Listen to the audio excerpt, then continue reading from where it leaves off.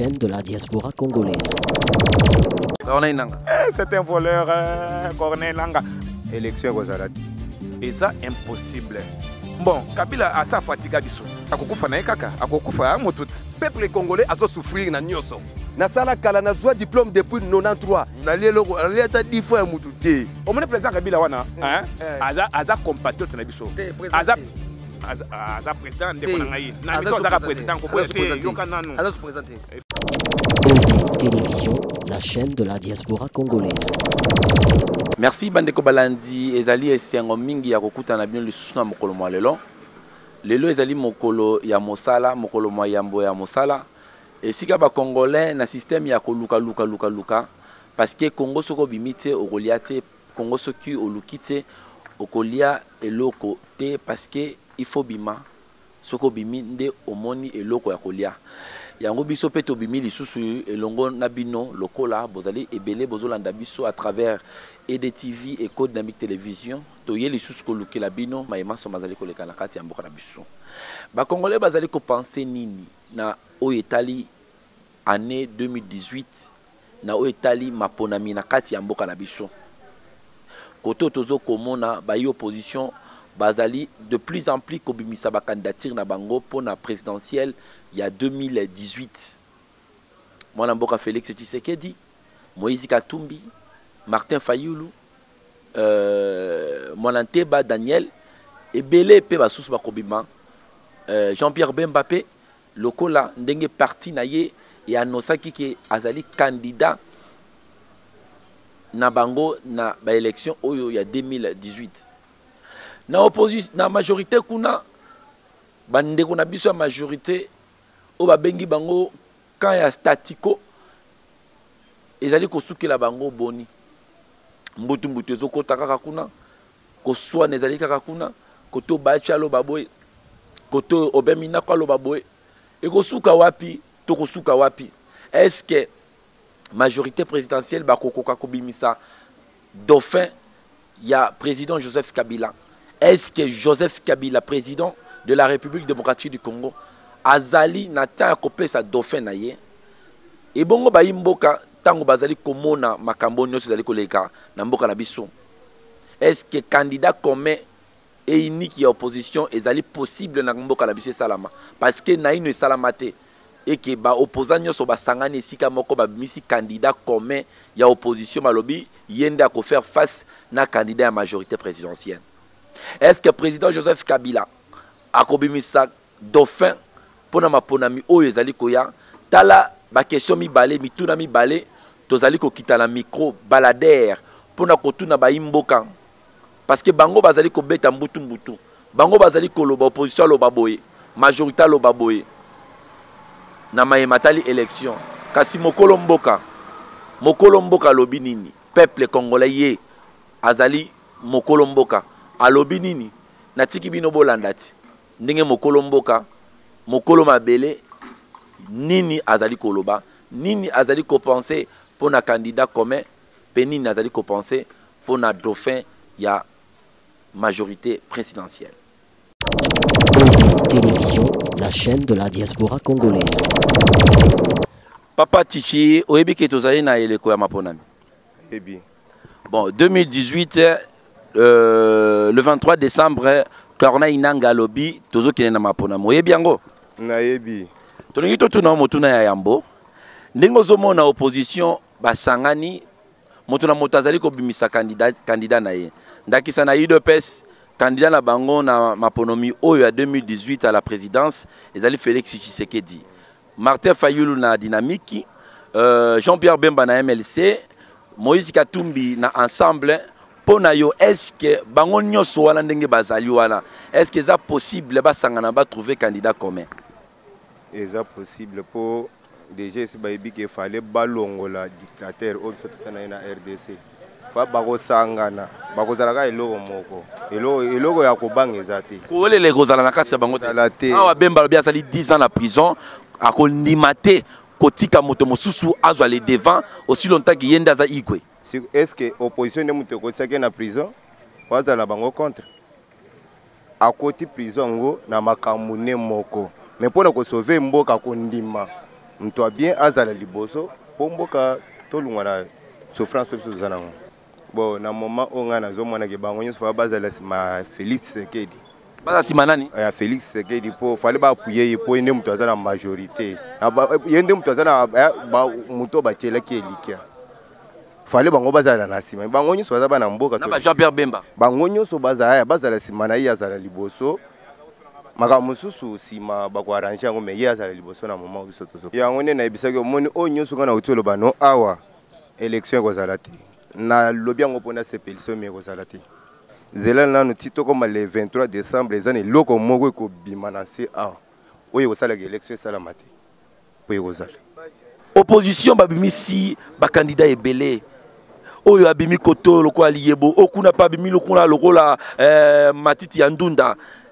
Nangambo kuna Félix kotoku mususu kuna Martin Fayulu nangambo kuna Moïse Katumbi pona yo est-ce que ça possible opposition ya biso oyo zali ko bundela peuple congolais babi misa candidat commun candidat unique ya opposition oyo a ko faire face na candidat à majorité présidentielle Moïse wana ozotanga ko mwana azalaki pembeni ya président na biso ya Kabila oyo donc c'est-à-dire Moïse il a volé ensemble avec le président alors les autres ozotanga ko mwana ba diaspora bino ndeboya bozana maele makasi bino ba diaspora bato ya poto bato bino bozotangela ba kombo wana ba Moïse Katumbi ba Jean-Pierre Mbemba ba ceux qui banana wana ce sont des gens qui ont volé ensemble ils ont volé notre argent l'argent de la République Moïse wana ozotanga kombo wana na bato mususu wana eza possible te parce que tozana opposition te nous avons des voleurs eza impossible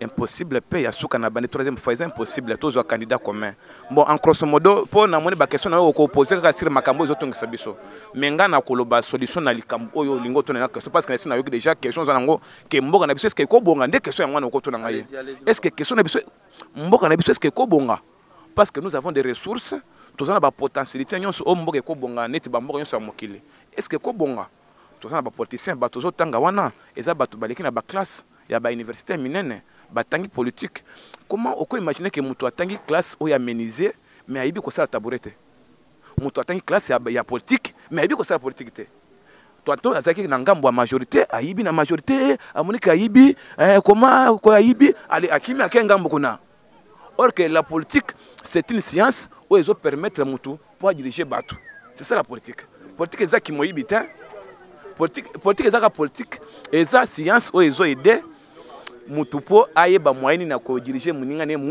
mutu entre autres ba politiciens to na bango nete ba Moïse wana na ngambo mususu ya majorité et tozana ba politiciens belé alors ceux qui ba sangisi maile place moko mboka ndé bongi mais candidat unique candidat quoi que ce soit parce qu'ils sont des voleurs de l'argent baza ba angoissé baza ba tolokoso baza bato baza ba égoïste il veut avoir beaucoup dans leur poche mais or que c'est l'argent de l'ensemble c'est l'argent de la République et ça mbongo oyo pena Moïse akomo tambola nango na akomo beta tolo pona mbongo mais or que parce que baza ba eza impossible parce que baza ba amoureux ya mbongo parce pona yo ndenge ba candidat opposition na ba bimi bongo pona yo candidat nini oyo mona za valable ali mbongo peuple te ou akoki ko faire face na majorité présidentielle. Bon, ngana za mutu wana déjà za polémique au solo ngana na posa ya polémique de na ko tuna yo parce que ndengo okende kuna okende ko faire okende ko voter pe mukolo ezali wana mukolo ya élection ce qui est rosala oui bien go ozala poser élection de fois parce que élection d'abord oui bi que élection oui bi ku ya élection d'abord ba ko biso ba milliard hein soko tuni papa oya o ba pesi bo konsepo asala c'est ni Corneille Nanga comment nani Corneille Nanga c'est un voleur Corneille Nanga ayebi ba million hein ba million ayebi ba million na poche élection coup d'élection 45 milliards or que 45 milliards on a ka ba million wana eza ba moso ba répartir ngo pona courant kaka ya pamba donc to pona yo zo soutenir élection zalate président de la République a oumela ouais maman le bien mais ko le bango bango te na lobi boye mokonza mbongo non ko wemele ça problème te moto mokili fallait ka wemele na mokili ndeko na ngayoka no ada yepo ani na moto lokola ngai na lobi bien obaye ye mais faut ko pese conseil hein mungana ko pese conseil mokonza mboka wana kolonga na pe mboka oyo ezaka mboka na biso nyonso. Pendant 17 ans conseil, pendant 17 ans conseil, pendant 17 ans pays conseil. Oui. Conseil. Oui, na il a des conseils ça. Conseil. Il a des conseils ça quitté. Il a des conseils ça quitté. 2 ans conseil ça quitté. 3 ans conseil ça quitté. Té, mutu musupe asala. Akende kaka. Mais mutu musupe soka yibi biso. Yoka, mbongo oyo yibi na pays. Kokeli pa ité. Fanda opemi ba misu basani ni basali zimbo ngwana wali kotonga ba prince mamutu tutu yango wana. Tolobite ke akene kufa te. Mabete ndeko na ngai. Olobi mabete me ebongo mutu mususu wana. Est-ce que yo zana esir ke pe mele menano yoka nanu te. To sala makambo mboka na biso te. Hein? Voilà. To sala be buzo ba te kinete biso ba kolomboka no to ko kanete mboka na biso te. O mone président Kabila wana, hein? Aza compatriote na biso. Aza président ndeko na ngai. Na biso aza président ko boye te yoka nanu. Aza président. Il faut respecter. C'est notre pays. Président équipe. Président équipe. Ya Congo. Président équipe. Équipe. Président équipe. Ya mboka. Te. Mboka na président moment on a présenté. Bon ça eza fina. Oza mwana mboka na oza na raison ya koloba Congo. Nazo senga na bino bozolanda nga. Na yebi ke bomesana ko kanga batu. Muta koloba boye kraka. Nazali libre ya koloba. Eza mboka libre parce que boyi mboka. Nazana liberté ya koloba. Eza choix ya mutu. Mutu mutata na choix na ye, n'est-ce pas? Alors, pona ngai étant que fils du pays, étant que nationaux, parce que nous avons expatrié, nous avons moi mboka oyo. Nzambende alukela biso vrai candidat. Vous comprenez, merci d'être à la caméra. Nzambende alukela biso vrai candidat. Ezali kaka ye parce que bino bolobaka que non, toute autorité vient de Dieu. Tout ça la contribution à Pampambate. C'est vrai oui, peuple congolais a souffrir na nyoso. Tozo souffrir na tout et tout et tout. Problème na biso ezali boye. Ba français bozolo bela biso na TV yango te mutu ezo bongisa mboka. Ba français bozolo le lobe kolo bozolo de tanga. Moi je suis, moi j'étais, moi j'ai fait, moi j'avais, moi je non, tu as besoin biloko na te journaliste. Nazolo bana bino ba konza mboka. Français ozolo bana ngana na besoin. To ozolo bela nanu ba opposant, est-ce que ça possible ba opposant ba sangana ba misa candidat commun ya opposition. Je m'adresse à tout le monde. Na bino ba opposant, na bino ba to pouvoir, bino tout nazolo bana bino. Oza wana tango za na opposition, ozo finga. Mais tango ko ya ebungi ale supa ngai ngai tango ko lia supu ale misuni abungi na ye akomi siko ko finga place awutaki. Alors mon problème est que na lobi bien na ligne na ko lobi belé te pour nazana na généralité nazana colonel te nazana ozayi mokolo mboka nazana major na famille te nazana ni sergent ni caporal o ko landanga kuna azana yete. Mon problème est que nzambe kaka a touché mitema na biso que mboka oyo ezonga ndenge ezalaka.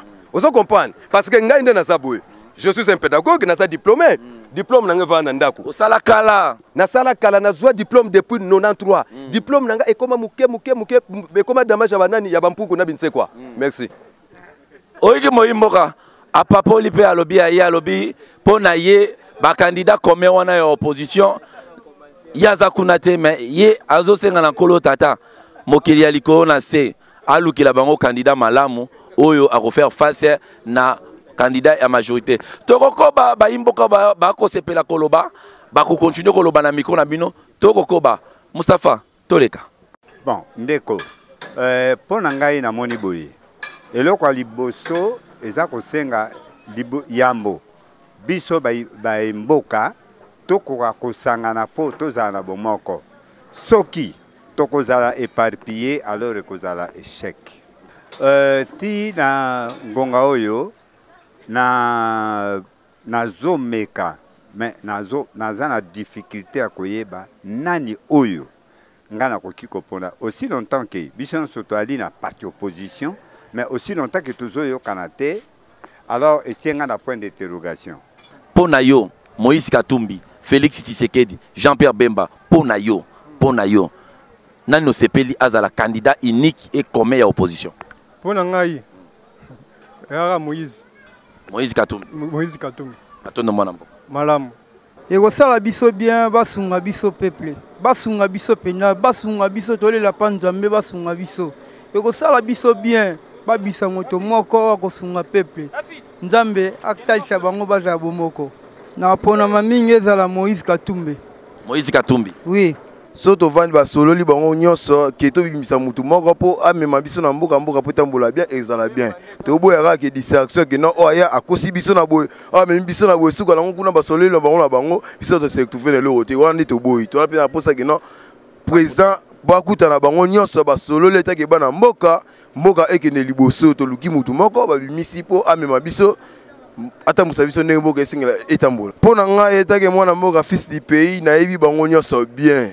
En tout cas Félix Tshisekedi nga mpo na ngai azala gouverneur ya ville na biso, président de la République. En tout cas la petite chose pas Chaper Bemba fils du pays. Mpo na ngai etake mwana mboka nali na ngai di frère na Félix Tshisekedi gouverneur de la ville. Félix Tshisekedi gouverneur de la ville, président mboka Chaper Bemba nali ata 10 fois ya mutu te. Mpo na ngai nayebi mboka ndenge etambola nasengi bato wana bazala bamema biso. Bon, mpo na ngai namoni union faire la force basangana basala eloko moko to na posa candidat moko mais to na posa mbemba te to na posa nini te to na posa badimisation candidat waza na souci lokola bato lokola ba Moïse nde biso toluka bango wana. Mpo na yo candidat aza valable eza Moïse. Mpo na biso aza valable o abongi akoki eza Moïse ba Jean-Pierre Bemba banani wana ce sont les aventuriers to na posa ba aventuriers to na posa Moïse. Bon mpo na ngai Moïse kaka na mema biso po yende ana souci pena mboka pena ye kaka. Pona bango nyonso tu ndenge bazali wana bongai choix na ngai eza epai ya Félix Tshisekedi soki bamisi ye lokola candidat ya opposition eozala malamu. Bon merci pour la motuna mais oyo ngai nazali nango l'importance mpona koloba ezali boye ezali kopona Jean-Pierre Bemba te, ezali kopona Félix Tshisekedi te, ezali kopona Vital Kamerhe te, ezali kopona mutu oya kosunga peuple congolais. Ata il a intérêt na ye moko personnel te. Nde souci la biso ezali yango wana. Jusqu'à maintenant et pas na ngai pour la bato nyonso botangi wana. Na mono candidat oyo ngai na sepe na ye nanu te. Na lingi de oya kobima azali nationaliste a kosunga peuple congolais pour la passe au peuple azako mona nde na voter. Télévision, la chaîne de la diaspora congolaise. Et voilà, touti baimboka bauti kolanda, impression ya baimboka, bakolomboka, bolandi ndenge nini balobi, basali o esengeli basala, balobi o esengeli baloba, malobeza ya bango, mitune zaki ya biso. Tokoloba lisusu ni soki baimboka bango moko balobi, bazana posta que opposition mobimba et sangana et bimisa candidat commun et unique et opposition face à la majorité présidentielle. Bolandi choix moko na moko binonde bokoloba soki balobi bien soki balobi mabe. Merci na Mustafa o accompagné ki biso o asimba ki caméra. Merci na équipe technique mobimba Gauthier Maboko Manassé Misapi. Merci na bat nyonso oyo bazali ko soutenir biso. Pourquoi pas dire merci au numéro 1 il y a Eco Dynamique Télévision monsieur Rich Tempête. Bye et à la prochaine. Télévision, la chaîne de la diaspora congolaise. Télévision, la chaîne de la diaspora congolaise.